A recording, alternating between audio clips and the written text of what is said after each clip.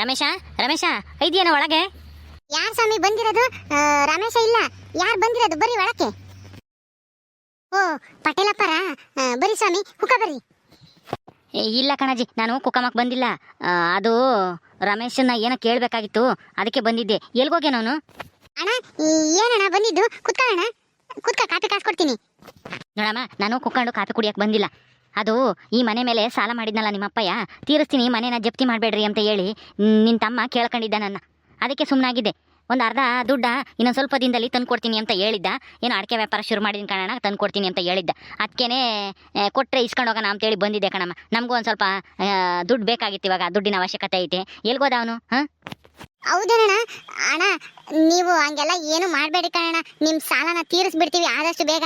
ರಮೇಶ ಇವತ್ತು ಸಂತಿಗೆ ಹೋಗ್ಯವನಿ, ಅಡಿಕೆ ಎಲ್ಲನ ಒಣಗಿಸಿ ಎಲ್ಲನ ಮಾರ್ಕೆಟ್ಗೆ ಹಾಕ್ಬತ್ತೀನಿ ಅಂತ ಹೇಳಿ ತಗೊಂಡೋಗಿದ್ದಾನೆ. ಈಗ ದುಡ್ಡು ತಗೊಂಬತ್ತಾನೆ. ಈಗ ಎಷ್ಟು ತಗೊಂಬತ್ತಾನೋ ಅಷ್ಟು ದುಡ್ಡ ನಿಮಗೆ ಕೊಡಕ್ಕೆ ಹೇಳ್ತೀನಿ ಕಣಣ್ಣ. ಒಂದು ಸ್ವಲ್ಪ ಟೈಮ್ ಕೊಡೋಣ, ಒಂದು ತಿಂಗಳು ಟೈಮ್ ಕೊಡೋಣ.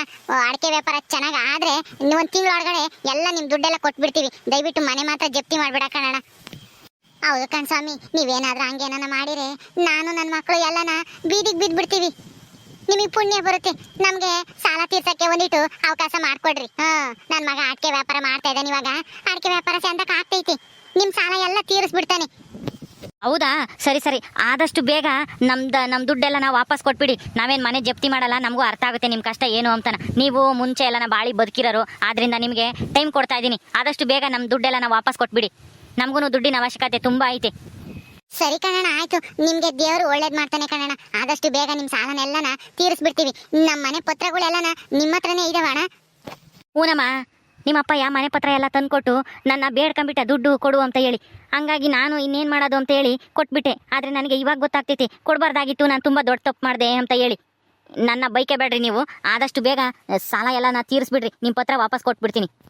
ಸರಿ ಅಣ್ಣ, ಈಗ ಅಡಿಕೆ ತಗೊಂಡೋಗಿದ್ದಾನೆ. ಅಡಿಕೆ ಎಲ್ಲ ಮಾರ್ಕೊಂಡು ಬಂದ ತಕ್ಷಣ ಎಷ್ಟು ಬರುತ್ತೋ ಅಷ್ಟು ದುಡ್ಡು ನಿಮಗೆ ಕೊಡಕ್ಕೆ ಹೇಳ್ತೀನಿ. ನಾವಂತೂ ಒಂದು ರೂಪಾಯಿನೂ ಬಳಸ್ಕೊಂಬಲ್ಲ. ನಿಮ್ಮ ದುಡ್ಡ ನಿಮಗೆ ವಾಪಸ್ ಕೊಟ್ಬಿಡ್ತೀವಿ ಕಣಣ್ಣ. ಒಂದು ತಿಂಗಳೊಳಗಡೆ ಕೊಟ್ಬಿಡ್ತೀವಿ. ಅಡಿಕೆ ವ್ಯಾಪಾರ ಶುರು ಮಾಡೇನೆ ನನ್ನ ತಮ್ಮ. ಅಡಿಕೆ ವ್ಯಾಪಾರನೂ ಚೆನ್ನಾಗಿ ಆಗ್ತೈತೆ, ರೇಟುನು ಚೆನ್ನಾಗೈತೆ ಅಡಿಕೆದು. ಅದಕ್ಕೆ ನೋಡಮ್ಮ, ನಿನ್ನ ಮಕ್ಕ ನೋಡ್ಕೊಂಡು ನಾನು ಸುಮ್ಮನೆ ಹೋಗ್ತಾ ಇದ್ದೀನಿ. ನೀನು ಮೊದಲೇ ಗಂಡನ ಕಳ್ಕೊಂಡಿದ್ಯಾ. ಇಲ್ಲೂ ತವ್ರ ಮನೆಗೂ ಇವ್ರಿಗೂ ಕಷ್ಟ. ಅದಕ್ಕೆ ನೀನು ಕಣ್ಣೀರು ಹಾಕಿದ್ರೆ ನಮಗೂ ಒಳ್ಳೇದಲ್ಲ, ನಮ್ಮ ಮನೆಗೂ ಶ್ರೇಯಸ್ಸಲ್ಲ ಅಂತ ಹೇಳಿ ನಿನ್ನ ಮಕ್ಕ ನೋಡ್ಕೊಂಡು ಆ ಮನೇನ ಜಪ್ತಿ ಮಾಡ್ದಲೇ ಸುಮ್ಮನೆ ಬಿಟ್ಟಿದ್ದೀನಿ ಅಷ್ಟೇನೆ. ಆದಷ್ಟು ಬೇಗ ತೀರಿಸ್ಬೇಕು ನಮ್ಮ ಸಾಲನೆಲ್ಲನ. ಇಲ್ಲಾಂದರೆ ನಾನೇನು ಸುಮ್ಮನೆ ಇರೋದಿಲ್ಲ. ಏನೋ ಹೋದ್ರೆ ಹೋಗ್ಲಿ ಅಂತೇಳಿ ಒಂದು ತಿಂಗಳು ಟೈಮ್ ಕೊಟ್ಟಿದ್ದೀನಿ. ಆಯ್ತು ಕಣಣ್ಣ, ನನ್ನ ತಮ್ಮ ಇನ್ನು ಸ್ವಲ್ಪ ಹೊತ್ತಿಗೆ ಬರ್ತಾನೆ ಅನ್ಸುತ್ತೆ. ದುಡ್ಡು ತಗೊಂಡು ಅಡಿಕೆ ಮಾರಕ್ಕೆ ಹೋಗಿದ್ದಾನೆ. ಅದು ಎಷ್ಟು ಬರುತ್ತೆ ದುಡ್ಡು ಅಷ್ಟು ನಿಮಗೆ ಕೊಟ್ಬಿಡಕ್ಕೆ ಹೇಳ್ತೀನಿ. ಕೊಡ್ತಾನೆ, ತಗೊಂಬಂದ ತಕ್ಷಣ ಕಳಿಸ್ತೀನಿ. ನೀನು ಇವಾಗ ಹೋಗೋಣ. ಸರಿ ಅಮ್ಮ, ಆಯಿತು. ಆಮೇಲೆ ಕಷ್ಟ ಅದು ಇದು, ರಾಗಿ ಇಲ್ಲ, ಅಕ್ಕಿ ಇಲ್ಲ, ಅದನ್ನ ತಾಂಡ್ವಿ ಇದನ್ನ ತಾಂಡ್ವಿ ಅಂತೇಳಿ ನೆಪ ಹೇಳಂಗಿಲ್ಲ. ಎಷ್ಟು ದುಡ್ಡು ಬರುತ್ತೋ ಅಷ್ಟು ಕೊಟ್ಬಿಡ್ಬೇಕು. ಹ್ಞೂ ಕಣಣ್ಣ, ರಾಗಿ ಅಕ್ಕಿ ಏನು ಬೇಡ. ನಾನೆಲ್ಲ ಕೂಲಿ ಹೋಗ್ತಾ ಇದ್ದೀನಲ್ಲ, ಅವ್ರ ಮನೆಗೇನೆ ಕೊಡ್ತಾರೆ. ರಾಗಿ ಅಕ್ಕಿ ಎಲ್ಲನ ಅದೇ ದುಡ್ಡನಾಗೆ ತಗೊಂತೀವಿ. ಈ ದುಡ್ಡ ನಾವು ಒಂದು ರೂಪಾಯಿನೂ ಬಳಸ್ಕೊಂಬಲ್ಲ, ನಿಮಗೆ ಕೊಡಕ್ಕೆ ಹೇಳ್ತೀನಿ. ಹ್ಞೂ ಸರಿ ಅಮ್ಮ, ಬರ್ತೀನಿ ನಾನು. ರಾಧಮ್ಮ, ಈಗ ಯಾವಾಗ ಬರ್ತಾನಮ್ಮ ರಮೇಶ? ಅಯ್ಯೋ, ಎಷ್ಟು ಬರುತ್ತೋ ಅಷ್ಟನ್ನ ಒಂದು ರೂಪಾಯಿ ಇಕ್ಕೆ ಬೇಡ ಕಣಮ್ಮ. ಎಲ್ಲನ ಈ ಅಪ್ಪು ಕೊಟ್ಟು ಬಾ ಅಂತ ಹೇಳಿ ಕಳಿಸ್ಬಿಡು. ಯಾಕೆ ಬೇಕು? ಮನೆ ಇದ್ರೆ ಹೆಂಗೋ ಜೀವನ ಮಾಡ್ಬೋದು. ಹೊಟ್ಟಿಗಿಲ್ದಿದ್ರು ಪರವಾಗಿಲ್ಲ, ಹೆಂಗೋ ಗಂಜಿ ಕುಟ್ಕೊಂಡು ಕತೆ ಹಾಕೋಣ. ಸಾಲಗಾರರು ಮಂತಕ್ಕೆ ಬಂದು ಕೇಳಿದ್ರೆ ನನಗೊಂಥರ ಸಂಕಟ ಆದಂಗೆ ಆಗುತ್ತೆ. ಮುಂಚೆ ಎಲ್ಲ ನಾವು ಹೆಂಗ್ ಬಾಳಿ ಬದುಕಿದರು. ನಮ್ಮ ಹೊಲಕ್ಕೆ ಎಷ್ಟೊಂದು ಜನ ಕೂಲಿ ಆಳುಗಳು ಬಂದು ಕೆಲಸ ಮಾಡೋರು. ನಿಮ್ಮ ಅಪ್ಪಯ್ಯ ಎಲ್ಲ ಆಸ್ತಿ ಕಳ್ಕೊಂಡು ಕುಕೊಂಡು ಇವತ್ತು ನಾವು ಇನ್ನೊಬ್ರದಾಗೆ ಭಿಕ್ಷೆ ಬೇಡ ಪರಿಸ್ಥಿತಿ ಬಂದ್ಬಿಟ್ಟೈತಿ. ಆತ್ ಬಿಡಮ್ಮ, ನೀನು ಯಾಕಂಗೆ ಬೇಜಾರು ಮಾಡ್ಕೊಂತೀಯ? ನೀನು ಬೇಜಾರಾಗೋದಲ್ದೇನೆ ನನಗೂ ಬೇಜಾರಾಗಂಗೆ ಮಾತಾಡ್ತೀಯ. ಪದೇ ಪದೇ ಅದನ್ನೇ ಹೇಳಿದ್ದೆ, ಎಷ್ಟು ಸಲ ಹೇಳ್ತೀಯ. ಆಗೋಗ್ಬಿಟ್ಟೈತೆ, ಇನ್ನೇನು ಮಾಡೋಕ್ಕಾಗಲ್ಲ. ಆಗೋದಕ್ಕೂ ಮುಂಚೆಲ್ಲ ಏನಾದರೂ ಮಾಡಿದ್ರೆ ಏನಾದರೂ ಒಂದು ಈಟು ಓಟು ಆಸ್ತಿನಾದರೂ ಉಳ್ಕೊಂಬೋದು. ಈ ಮನೆನಾದರೂ ಉಳಿಸ್ಕೋಬೋದಾಗಿತ್ತು. ನೋಡು, ಈ ಮನೆಗೋಸ್ಕರನ ಕಷ್ಟ ಪಡ್ತಾ ಇದ್ದಾನೆ ರಮೇಶ. ನಾನು ಕೂಲಿ ಹೋಗ್ತೀನಿ. ಹೆಂಗೋ ಅತ್ಲಾಗೆ ಕೂಲಿ ಹೋಗಿದ್ದು ರಾಗಿ ಅಕ್ಕಿ ಪಕ್ಕಿ ತಾಮಕ್ಕಾಗುತ್ತೆ. ಅಡಿಕೆಗೆ ಬಂದಿದ್ದೆಲ್ಲನ ಸಾಲ್ಗಾರಿಗೆ ಕೊಟ್ಬಿಟ್ಟು ನಮ್ಮ ಆಸ್ತಿನೆಲ್ಲನ ನಾವು ತಿರ್ಗನ ಪಡ್ಕೊಂಬನ. ಸುಮ್ಮನಿರು, ನೀನೇನು ಬೇಜಾರು ಮಾಡ್ಕೋಬೇಡ. ಈಗ ನೀನು ಉಂಡೆನಮ್ಮ? ಹೋಗು, ಉಂಡಿಲ್ಲ ಅಂದರೆ ಉಣ್ಣೋಗಿ ಹೋಗಿ ಮೊದಲು. ಅವನು ಬಂದ್ಬಿಡ್ಲಿ ಅಂತಾನ ರಮೇಶನು ಬಂದರೆ 3 ಜನನು ಒಟ್ಟಿಗೆ ಉಂಬಂದ್ಬಿಡಮ್ಮ. ನನಗೆ ನಿನ್ನ ಹೊಟ್ಟಸ್ತಿಲ್ಲ, ಏನೂ ಇಲ್ಲ. ಯಮ್ಮ, ನೀನು ಮೊದಲು ಉಣ್ಣೋಗಮ್ಮ. ನನಗೆ ಇನ್ನೂ ಹೊಟ್ಟಸ್ತಿಲ್ಲ, ಇಲ್ಲ ಅಂದರೆ ನಾನು ಇಷ್ಟೊತ್ತಿಗೆ ಉಣ್ತಿದ್ದೆ. ಮೊದಲು ಉಂಡು, ನೀನು ಚೆನ್ನಾಗಿರೋದು ಕಲ್ತ್ಕ. ಅದನ್ನೇ ಯೋಚನೆ ಮಾಡ್ಕೊಂಡು ಉಂಡಂಗೆ ತಿಂದಂಗಿದ್ರೆ ಏನಾದ್ರೂ ಕಾಯಿಲೆ ಬಂದರೆ ಏನು ಮಾಡ್ತೀಯ? ಈಗಲೇ ದುಡ್ಡಿಲ್ದೇನೆ ಪರದಾಡ್ತಾ ಇದ್ದೀವಿ. ಊಟ ಮಾಡು ಅಂತ ಹೇಳ್ದಂಗೆಲ್ಲನ ನೀನು ಸುಮ್ಮನೆ ಇರ್ತೀಯಲ್ಲಮ್ಮ. ಎಷ್ಟೊತ್ತಾಗೈತೆ? ಅಕ್ಕ, ಅಮ್ಮ, ರಮೇಶ ಅಡಿಕೆ ಎಲ್ಲನ ಮಾಕ್ ಬಂದ ಮಾರ್ಕೆಟ್ಗೆ, ರೇಟ್ ಹೆಂಗಾಯ್ತು? ಎಲ್ಲ ಚೆನ್ನಾಗಿ ಸಿಕ್ಕೈತೆ ತಾನೆ ರೇಟು? ಹೂನಕ್ಕ, ಅಡಿಕೆ ರೇಟು ತುಂಬಾ ಚೆನ್ನಾಗೈತೆ ಈಗ. ಅದಕ್ಕೆ ನೋಡು ದುಡ್ಡು ತಗೊಂಬಂದಿದ್ದೀನಿ. 20,000 ಐತೆ ಇದ್ರಾಗ ದುಡ್ಡು. ಹೌದಾ? ಹೋಗಿ ಪಟೇಲಪ್ಪರಿಗೆ ಕೊಟ್ಟು ಬಾ ಇದನ್ನ. ಅವರು ಬಂದಿದ್ರು ಈಗಿನ ಸ್ವಲ್ಪ ಹೊತ್ತಿಗೆ ಮುಂಚೆ. ಹೌದೇನಕ್ಕ, ಏನಂದ್ರು? ಅದೇ ಅವ್ರಿಗೇನು ದುಡ್ಡಿನ ಅವಶ್ಯಕತೆ ಐತಂತೆ, ನಮಗೆ ದುಡ್ಡು ಬೇಕಾಗಿತ್ತು, ಆದಷ್ಟು ಬೇಗ ಕೊಡಕ್ಕೆ ಹೇಳು ಅಂತ ಹೇಳಿ ಹೋದ್ರು. ಅಕ್ಕ, ಈ ದುಡ್ಡು ಕೊಟ್ಬಿಟ್ರೆ ಅವ್ರದ್ದು ಒಂದು ಅರ್ಧ ಸಾಲ ತೀರ್ದಂಗೆ ಆಗುತ್ತೆ. ಇನ್ನು ಅರ್ಧನ ಇನ್ನೊಂದ್ಸಲ ಅಡಿಕೆ ಮಾರ್ತೀನಲ್ಲ ಆವಾಗ ಕೊಟ್ಟು ಎಲ್ಲ ತೀರ್ಸ್ಬಿಡೋಣ. ಈ ಮನೆ ಒಂದು ಮೊದಲು ನಮ್ಮ ಕೈಗೆ ಬಂದರೆ ಆಮೇಲೆ ಮುಂದಿಂದೆಲ್ಲನ ಅಡಿಕೆ ಗಿಡ, ತೆಂಗಿನ ಗಿಡ, ತೆಂಗಿನ ತೋಟ ಎಲ್ಲನ ನಾವು ಒಂದೊಂದಾಗಿ ಸಾಲ ತೀರಿಸಿ ನಮ್ಮ ಆಸ್ತಿ ಪತ್ರನೆಲ್ಲ ಒಂದೊಂದಾಗಿ ಇಸ್ಕೊಂಬನೆ ಹೇಳು. ಹ್ಞೂ ಕಣೋ, ಅಡಿಕೆನೆಲ್ಲ ನಾ ಇನ್ನೂ ಒಂದಿಷ್ಟು ಒಣಗಾಕಿದ್ದೀನಿ ಬೇಯಿಸ್ಬಿಟ್ಟು. ನೀನು ಬರೋವಷ್ಟೊತ್ತಿಗೆ ಒಣಗಾಕನ ಅಂತ ಹೇಳಿ ಬೇಯಿಸಿ ಒಣಗಾಕಿದ್ದೀನಿ. ನಾನು ಕೂಲಿ ಹೋಗ್ಬೇಕು. ಅಮ್ಮ ಇನ್ನೂ ಉಂಡಿಲ್ಲ, ನೀನು ಬಂದ್ಬಿಡ್ಲಿ, ಎಲ್ಲರೂ 3 ಜನನ ಒಟ್ಟಿಗೆ ಉಂಬನ ಅಂತ ಹೇಳಿ ಸುಮ್ಮನಾಗೈತಿ. ನಾನೇನೋ ಹೊಟ್ಟೆ ಹಸ್ತಿಲ್ಲ ಅಂತ ಹೇಳಿ ಉಂಬ್ಲಿಲ್ಲ. ನನ್ಗೆ ಯಾಕೋ ಹೊಟ್ಟೆ ಹಶ್ವಾಗಿರ್ಲಿಲ್ಲ, ಉಂಡಿಲ್ಲ. ಇವಮ್ಮಯ್ಯ ನಾನು ಉಂಡಿಲ್ಲ ಅಂತ ಹೇಳಿ ಇವಮ್ಮಯ್ಯನೂ ಉಂಡಿಲ್ಲ. ರಮೇಶನ ಬರ್ಲಿ 3 ಉಂಬನ ಅಂತ ಹೇಳ್ತು, ಅದಕ್ಕೆ ಸುಮ್ಮನೆ ಇದೀವಿ ನೋಡು. ಹೌದಾ ಅಕ್ಕ, ತಗೋ ದುಡ್ಡು. ನಾನು ಸಂಪಾದನೆ ಮಾಡಿರೋ ಮೊದಲನೇ ಸಾರಿ ದುಡ್ಡು ನೀನೇ ತಾಳಕ. ತಗೊಂಡೋಗಿ ದೇವ್ರ ಮುಂದೆ ಇಕ್ಕಿ ಪೂಜೆ ಮಾಡಿ ತಗೊಂಬಂದು ಕೊಡು.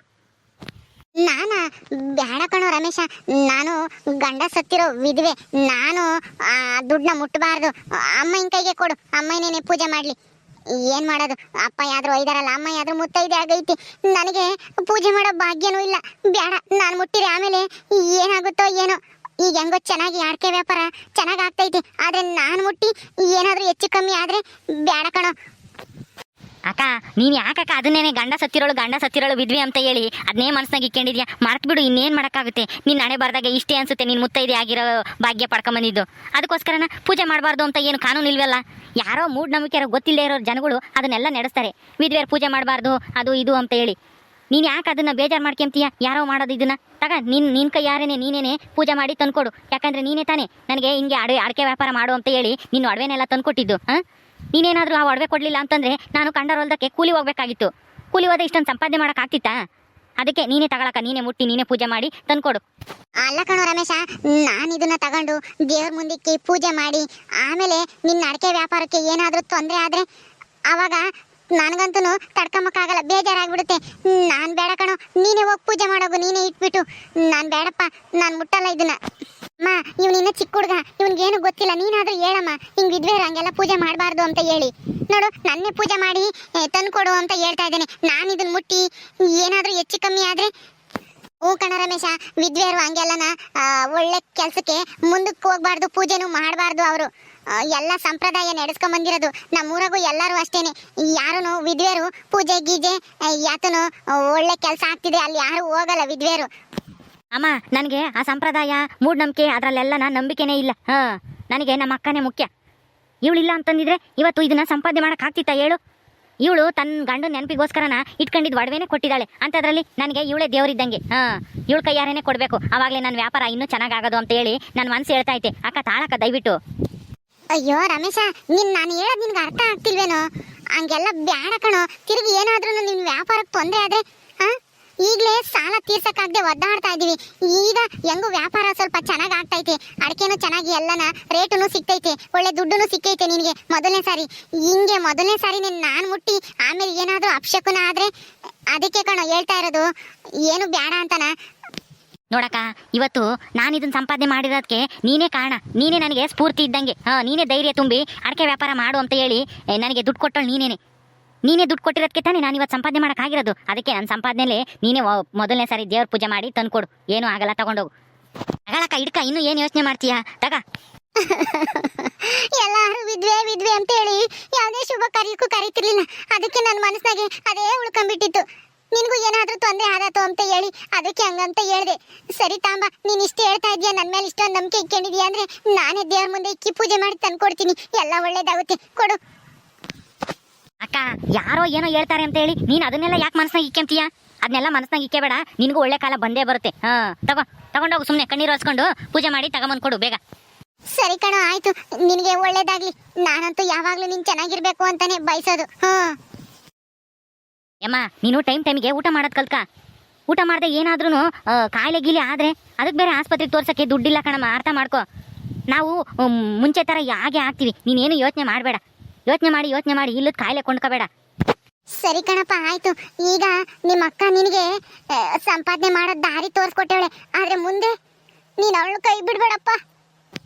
ಹಂಗೆಲ್ಲ ಏನೂ ಆಗಲ್ಲ, ಸುಮ್ಮನಿರಮ್ಮ. ನಾನು ಯಾಕೆ ಅವಳನ್ನ ಕೈ ಬಿಡೋಣ? ಅವಳಿಂದನೇ ನಾನು ಇವತ್ತು ಸಂಪಾದನೆ ಮಾಡಿದ್ದೀನಿ ಅಂತಂದ್ರೆ ಅವಳನ್ನ ಕೈ ಬಿಟ್ರೆ ದೇವ್ರು ಮೆಚ್ತಾನ? ಹಂಗೆಲ್ಲ ಏನೂ ಆಗಲ್ಲ, ಸುಮ್ಮನಿರು. ಸರಿ ಕಣಪ್ಪ, ಅಕ್ಕ ತಮ್ಮ ಯಾವಾಗ್ಲೂ ಹಿಂಗೆ ಇದ್ರೆ ಸಾಕು, ನನಗೆ ಅದೇ ಬೇಕಾಗಿರೋದು. ಓಕೆ ಸ್ನೇಹಿತರೆ, ಈ ವಿಡಿಯೋನ ಇಲ್ಲಿ ಮುಗಿಸ್ತಾ ಇದೀವಿ. ಈ ಕಥೆ ಇನ್ನು ಮುಂದುವರಿಯುತ್ತೆ. ನಿಮ್ಮೆಲ್ರಿಗೂ ಈ ವಿಡಿಯೋ ಇಷ್ಟ ಆದರೆ ಲೈಕ್ ಮಾಡಿ, ಶೇರ್ ಮಾಡಿ. ಇನ್ನೂ ಯಾರು ನಮ್ಮ ಚಾನಲ್ ಸಬ್ಸ್ಕ್ರೈಬ್ ಮಾಡ್ಕೊಂಡಿಲ್ವೋ ದಯವಿಟ್ಟು ಸಬ್ಸ್ಕ್ರೈಬ್ ಮಾಡ್ಕೊಡ್ರಿ. ಮುಂದಿನ ವಿಡಿಯೋದಲ್ಲಿ ಸಿಗ್ತೀವಿ. ನಮಸ್ಕಾರ.